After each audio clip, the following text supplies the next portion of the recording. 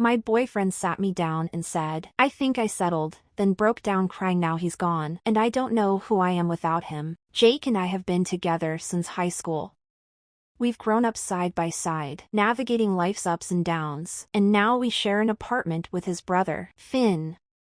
It's not the most traditional setup, but it works for us, or so I thought. Recently, Finn started seeing someone new. Her name is Bonnie, and they've been dating for a few months after meeting online. With life opening back up, they've been spending a lot of time together in person. To say they're smitten would be an understatement. They're the kind of couple that finishes each other's sentences, shares private jokes, and looks at each other with that dreamy, starry-eyed gaze. It's sweet in a way that's almost overwhelming. At first, Jake and I poked fun at Finn for being so head over heels. We've always been the practical, no-nonsense kind of couple. Valentine's Day? We skip it. Grand romantic gestures? Not our thing. We were a team that didn't need all the fluff. Or so I thought. A few days ago, I noticed something was off with Jake. He was quieter, less affectionate, and started keeping his distance, turning away when I leaned in for a kiss or heading to bed early without a word. At first, I thought he might just be stressed, but when Finn was out yesterday, I asked him what was wrong. I wasn't prepared for his answer. Jake opened up in a way he never had before, and it felt like he was tearing our relationship apart with each word. He said that watching Finn and Bonnie had made him question everything about us. Bonnie, he explained, is attentive in ways he felt I wasn't. She asks Finn's opinion on little things, like her hairstyle, and didn't choose a look he dislikes. I, on the other hand, recently cut my hair short without consulting Jake first. He said Bonnie goes out of her way to show affection, in ways that I've never been particularly comfortable with. She even takes the time to do thoughtful things for Finn, like packing his lunch and giving him massages when he's tired. Jake felt that I didn't do enough of these things for him, even though I've always contributed in my own way. It stung. I've always thought we had a mutual understanding about who we are as a couple, low-key, practical, and not overly demonstrative. But now, it seemed like he was yearning for something I didn't even know he wanted. By the time Jake finished talking, he was crying, deep, heart-wrenching sobs. He said he felt like he'd been missing out on a kind of love he didn't think we had. It hurt to see him so broken, and I didn't know what to say. All I could do was hand him some water and try to process what had just happened. He cried so hard he made himself physically ill, and I realized just how deeply this was affecting him. I went to bed alone that night, not knowing where we stood. This morning, I left the apartment early to clear my head. I've been sitting in a coffee shop for hours, replaying his words, trying to make sense of them. Does he still love me? Are we still together? I don't know. I feel like I'm losing the person I thought was my partner, and I don't know how to stop it. I love him. But right now, I don't know if love is enough. Update 1. When I finally walked back into the apartment, I didn't know what to expect. Jake was sitting on the couch, phone in hand, but he wasn't scrolling. He was just staring at the screen like he was trying to figure out his next move in some impossible game. I stood there for a moment, debating whether to say anything, but then he looked up, and I knew I wasn't going to get away with sneaking past. He didn't say anything at first, just sighed and motioned toward the chair across from him, like he wanted me to sit down for some sort of intervention. I didn't want to, but I did. He took a deep breath, like he was preparing for a speech, and then started talking. He said he was sorry for how he acted the night before, for blowing up at me and dumping all his feelings in such a messy way. He admitted that he'd been holding a lot of this inside for a while, which is why it all came out the way it did. But then, instead of moving on, he started explaining, again, how he felt like he'd been missing something in our relationship. He said that seeing Finn and Bonnie had been like a wake-up call for him, showing him a different side of love that he hadn't realized he wanted. I sat there quietly, letting him talk, but my stomach was in knots. It was like every word he said chipped away at the foundation of what I thought we had. He said it wasn't about me not being good enough, but about him wanting to feel more prioritized, more connected, and honestly, more loved. I couldn't help it, I snapped. I asked him how he could say he felt unloved when I've been here, beside him, for years. When I've built my life around him. When we've shared everything from bad takeout to the loss of my childhood pet. I asked him if all of that didn't count for something, if it wasn't enough. And then, in the most heartbreaking way, he said, "It counts. It's just. I don't know if it's enough anymore." The way he said it, quiet and hesitant, made it worse. Like he wasn't trying to hurt me but couldn't stop himself. We sat there in silence for what felt like forever. I didn't even know how to respond. My mind was racing between wanting to yell at him and wanting to cry. Eventually, I told him I needed to take a walk. He didn't stop me. I ended up at a nearby park, just walking in circles while I tried to figure out what the hell I was supposed to do with all of this. Part of me was furious. How dare he compare me to Finn and Bonnie? They're in the honeymoon phase. Of course, everything seems perfect now, but that doesn't mean they have some magical relationship that we should model ours after. Another part of me was devastated. I couldn't stop replaying his words in my head. The way he said enough like our relationship was some kind of checklist and I hadn't met the requirements. The worst part was, I started questioning myself. Was I really not doing enough? Had I gotten too comfortable? When I finally went back to the apartment, Finn and Bonnie were there. I walked in on them sitting at the table with Jake, all of them looking uncomfortable. Finn tried to say something, but I just shook my head and went straight to my room. I could hear Bonnie saying, "Give her space," as I shut the door behind me. I sat on the bed for what felt like hours, just staring at the wall. Eventually, Jake knocked on the door and came in. He sat on the edge of the bed, looking like he didn't know where to start. Finally, he said, "I know this is hard. I know I've hurt you. I just don't know how to fix it." I wanted to scream at him that it wasn't just hard, it was breaking me.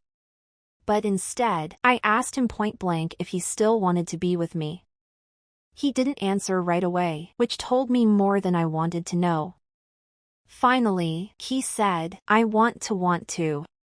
I just don't know if I do." I think that was the moment my heart officially broke. I didn't even cry, just nodded and told him to leave me alone for a while. He didn't argue.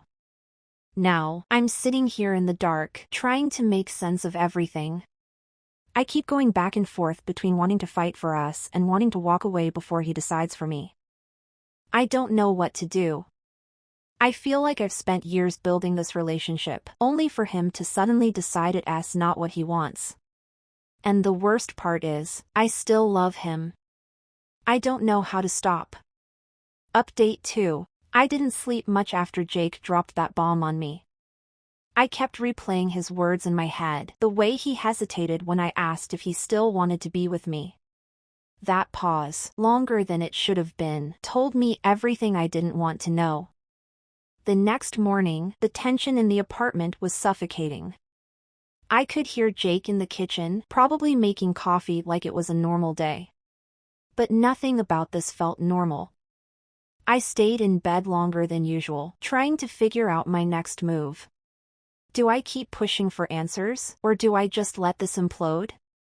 When I finally emerged, Finn and Bonnie were gone, thank God.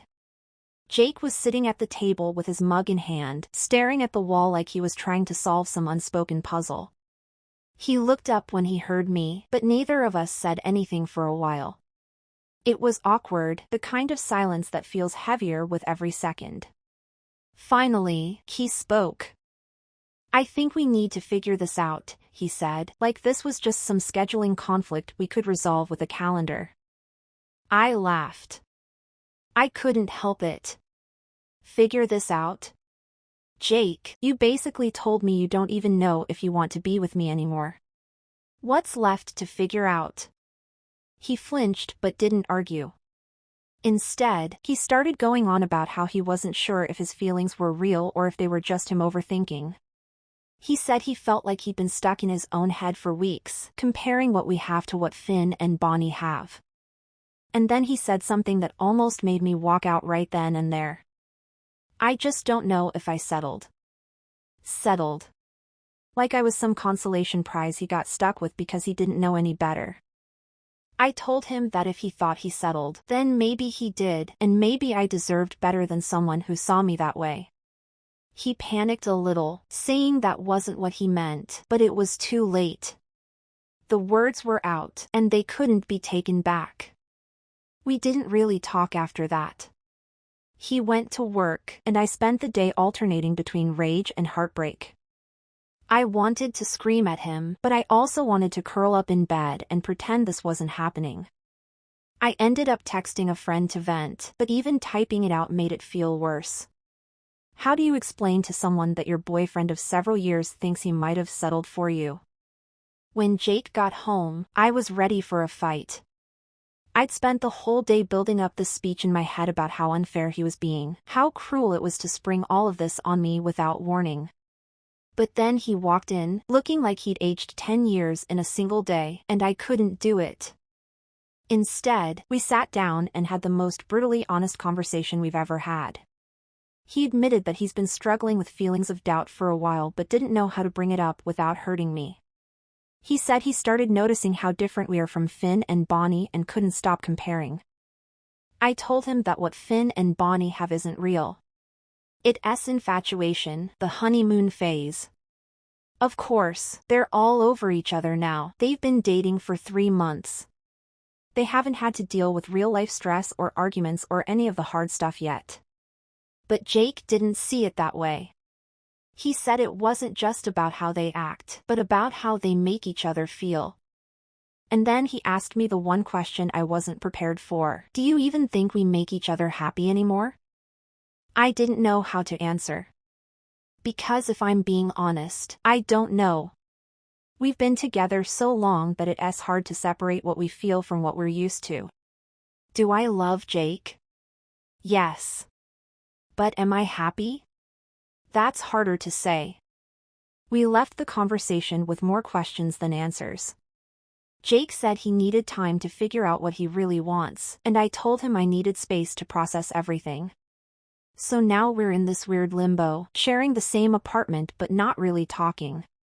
Finn and Bonnie are keeping their distance, which I appreciate, but it also makes me feel more isolated. I don't know what's going to happen. Part of me wants to fight for us, to prove that we're stronger than whatever doubts Jake is having. But another part of me wonders if maybe he's right, if we've outgrown each other and are just too scared to admit it. For now, I'm taking it day by day, trying to figure out what I want instead of just reacting to what Jake wants. It's not easy, and it hurts like hell, but maybe this is the wake-up call we both needed. Or maybe it's the beginning of the end.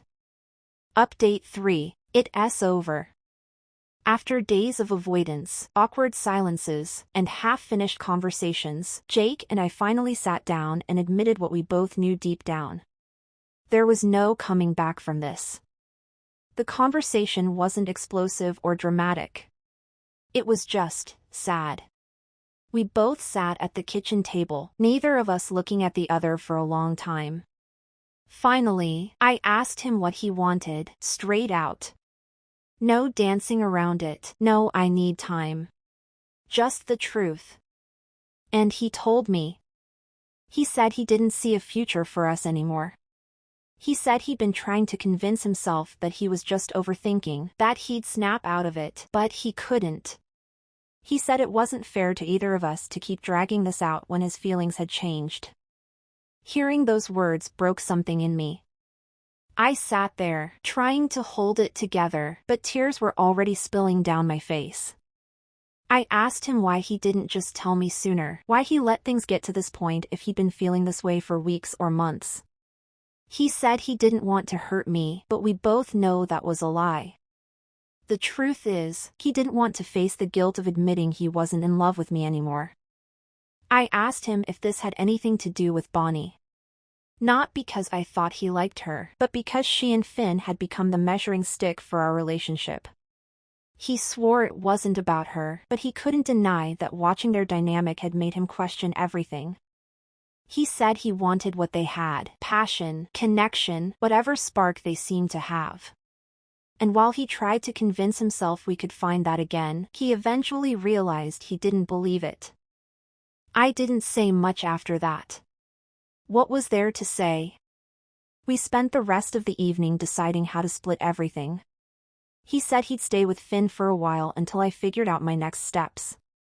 I told him I didn't want to stay in the apartment after he left. It was ours, not just mine, and I couldn't imagine being here alone with all the memories.